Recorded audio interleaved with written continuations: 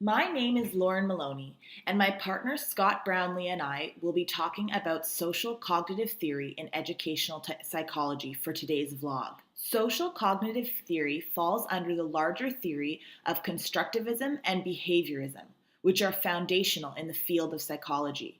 Today's vlog will explore how constructivist theory sets the stage for social cognitive theory in learning. Constructivism theory emphasizes that learners construct knowledge through social interactions, which explains that cultural information, social interactions, and activities are the specific factors which shape human development and learning. These concepts set the stage for social cognitive theory, which states that the factors influencing learning and development specifically arrive through observation. In other words, the learner will observe others in cultural, social, and experiential situations, which in turn creates constructivist knowledge. It is evident that social cognitive theory is foundational to human development and learning.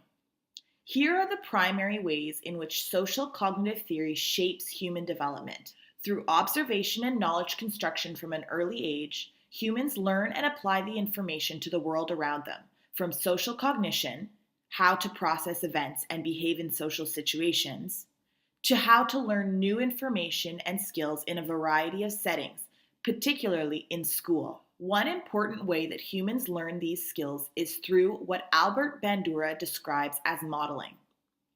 In social cognitive theory, Bandura explains that modeling is how positive or negative habits and behaviors are enforced when outcomes and reactions of others. Social cognitive theory is applied well beyond early learning stages. Inquiry learning is a method that is becoming more widely adopted in education because it reflects the way students learn according to constructivism and social cognitive theory.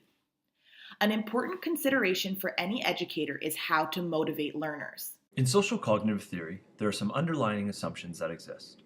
First, it is perceived that people learn by observing others, and that learning is an internal process that may or may not lead to behavior change.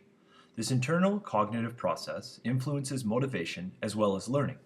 It showcases that people and their environments are mutually influenced by one another, and that behavior becomes increasingly self-regulated.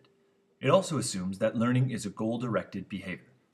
When analyzing these assumptions, we must focus on three types of reinforcers that exist in behavior. Direct reinforcement would be experienced by the learner. Vicarious reinforcement focuses on the consequences of the behavior carried out by the model. Self-reinforcement would be feelings of satisfaction or displeasure for behavior gauged by personal performance standards. Evidence of social cognitive theory can be seen in the classroom, but more specifically within teachers. When looking at the phenomenon of teacher burnout, authors Jeffrey and Ellen Kotler give examples of how to avoid this stress. They believe that it is important to use high degrees of self-efficiency to combat burnout. They suggest that teachers build a support system with other educators and the administrational staff at the school. They also suggest that educators come up with ways to learn to relax and live a healthy lifestyle.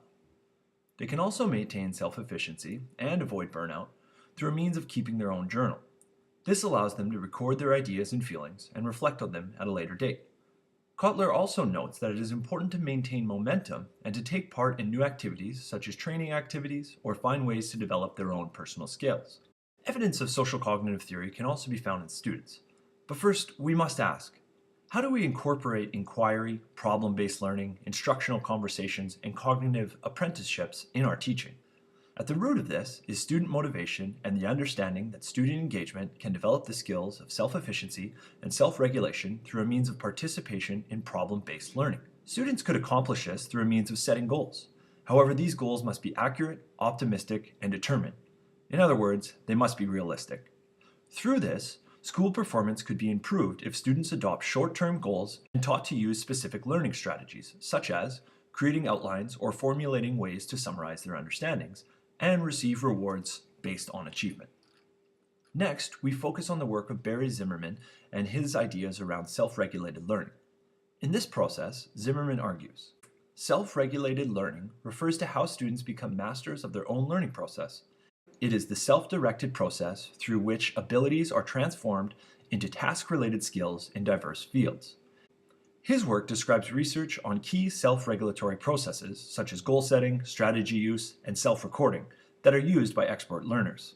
It also considers how these skills can be taught and measured. Finally, we have Vygotsky's work on social constructivism. This focuses on the social interaction between people, the cultural tools in which they use, and how activity can shape individual development and learning.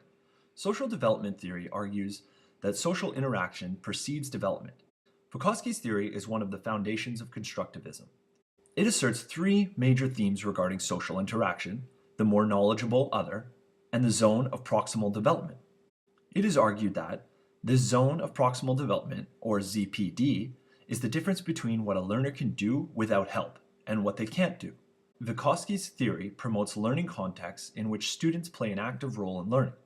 Roles of the teacher and student are therefore shifted, as the teacher should collaborate with their students in order to help facilitate meaning construction in students. Learning therefore becomes a reciprocal experience for the students and teacher. To bring together all of the concepts discussed, we asked, how does the theory of social cognitive learning actually work? Albert Bandura explained that reciprocal determinism shapes early learning and socialization through events like modeling. Reciprocal determinism is the interaction between the personal, the physical, and the behavioral, which creates catalysts for learning and understanding the social and cultural world around us. As humans continue to construct knowledge, they will begin to experience self-efficacy when trying to achieve a goal.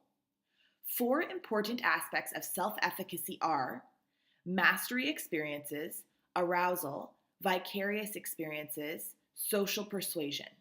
The theories of constructivism and social cognition can be found in many fields. However, they are immediately evident in learning environments, school or others, where knowledge is constructed through inquiry-based learning. Effective inquiry learning involves approaching a complex task with multiple goals that carry meaning. When considering theory in action, I called upon an example which I experienced when working with some grade 4 students. During recess, we realized that a tree in the yard was expelling a large amount of sap. The students, who were very curious, used sensory and situated learning by touching, observing, smelling, and trying to taste the sap which was coming out of the tree. While we were having this discussion, and I was providing them with some more information about tree sap, I recognized that the information I was providing in response to their own inquiry and exploration was creating a social, sensory, and situated learning experience. For them, it was real life, something that they were finding in their physical environment. It was fun, and it was important for them to learn. At first, they had been afraid of it, so they needed to straighten out exactly what it was. Special responses and considerations based on this theory can definitely help empower us as educators. As a social science teacher, I've been looking at how this is all related to my field of education. I would turn to the work of Howard S. Becker's 3 epistemological stances used to understand students. In his framework, he argues that students understand history in 3 very different ways.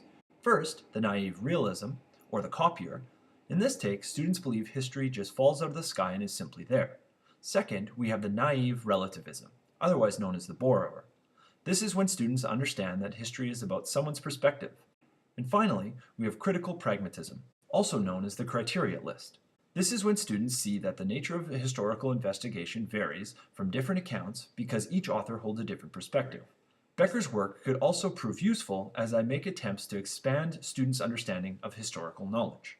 By studying these 3 understandings, I could begin to shape my classroom and understand the various levels of learning. This could lead to better education planning and make it easier on the students to digest the material. Thanks for tuning into our vlog.